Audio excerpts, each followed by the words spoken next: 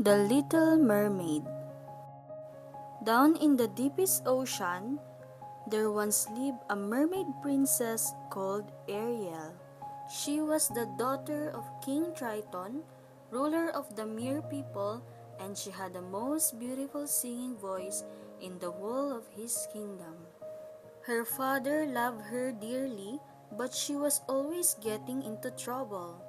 Ariel longed to be part of the human world and spent her time exploring old shipwrecks. The Sea King feared for her safety and thinking humans were dangerous, warned her to stay away from them. But the little mermaid was certain he was wrong. When Ariel was 16 years old, King Triton arranged for her to sing in a magnificent concert, and mer people came from all over the kingdom to hear her. But that evening, Ariel was so busy exploring with her friend Flounder that she forgot all about the concert. She had found some human treasures and taken them to the surface to ask Scuttle the seagull what they were. King Triton was furious. "You could have been seen by one of those humans," he raged. "I'm never to hear of you going to the surface again. Is that clear?" Ariel tried to protest, but her father wouldn't listen. One day, Sebastian followed Ariel and Flounder to the surface to watch a ship. On board, the crew were celebrating the birthday of a handsome prince called Eric, and Ariel watched them in delight. Soon, storm clouds gathered overhead. Huge waves wrecked the ship, and Eric was flung into the sea. Ariel swam quickly to his rescue and pulled him towards the shore. Ariel gazed at Eric and fell deeply in love. Then, as she sang to him, his eyes began to open. But hearing a voice in the distance, Ariel slipped back into the water and hid behind a nearby rock. Sebastian had seen everything, and it was not long before the Sea King learned that Ariel was in love with a human. King Triton was very angry. Determined to teach his daughter a lesson, he stormed into her secret grotto and destroyed all her beloved human treasures. Heartbroken, Ariel sat down and wept. Above her, two sly-looking eels called Flotsam and Jetsam emerged from the shadows. The little mermaid looked up. "Poor sweet child," they hissed. "Don't be scared. We know someone who can make all your dreams come true. Ursula has great powers." Ariel immediately hesitated. Then, thinking that it was her chance to win Prince Eric's love, the little mermaid swam away with the evil eels, quickly followed by Flounder and Sebastian. Ursula greeted Ariel. "The only way to get what you want is to become human yourself. And fortunately, I know a little magic. Now listen, here's the deal. In exchange for your voice, I will turn you into a human for 3 days. If Eric hasn't given you the kiss of true love in that time, you will become a mermaid again and belong to me forever." A scroll appeared in Ursula's hand. "Go ahead and sign," she urged.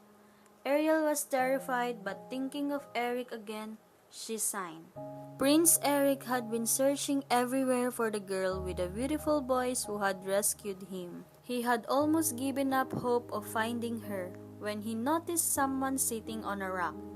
This girl looked familiar, but when he found she couldn't speak, Eric realized sadly that she wasn't the one. Feeling sorry for the voiceless girl, he led her back to the palace. And the next day, Eric took Ariel on a tour of his kingdom. They enjoyed being together, and Ariel was sure the prince was falling in love with her.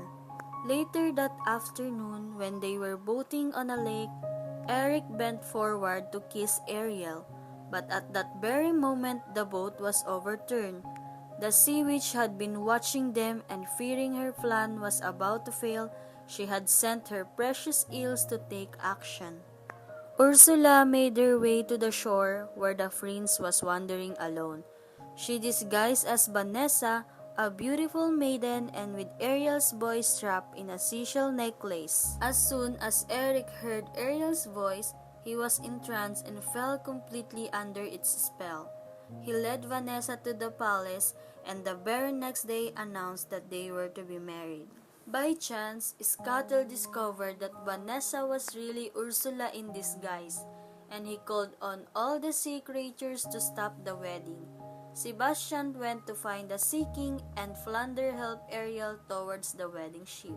Suddenly, birds swooped down on Vanessa. A lobster pinched her nose, and some seals flipped her into the wedding cake. In the chaos, Vanessa's seashell necklace broke, and the beautiful voice inside flew back to its rightful owner. Eric, released from the spell, took Ariel in his arm. Just as he was about to kiss her, the sun sank below the horizon. Straight away, Ariel was turned back into a mermaid. Ursula grabbed her and dived into the water. Her evil cackle echoed eerily around the ship. "Ursula, stop!" thundered King Triton, rearing up in front of the sea witch. "Let her go."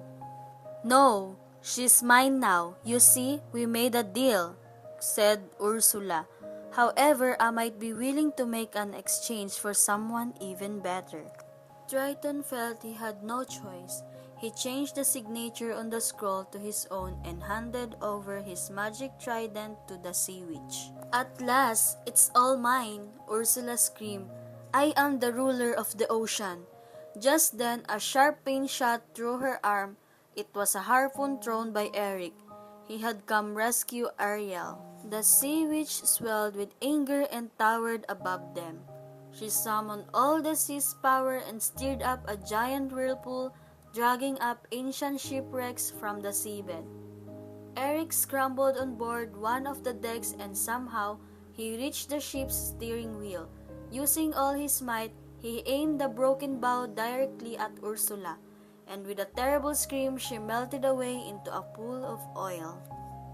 Triton's power was instantly restored. He rose to the surface and saw Ariel gazing lovingly at Eric, who was lying on the beach. "She really does love him," Triton murmured to Sebastian. "I suppose the only problem left is how much I will miss her." Then, with a flourish of his trident, the Sea King granted Ariel her dearest wish to be human forever. Overjoyed, Eric and Ariel rushed to each other's arms.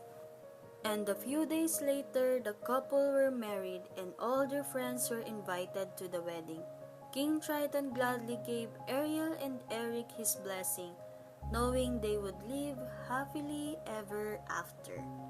The end.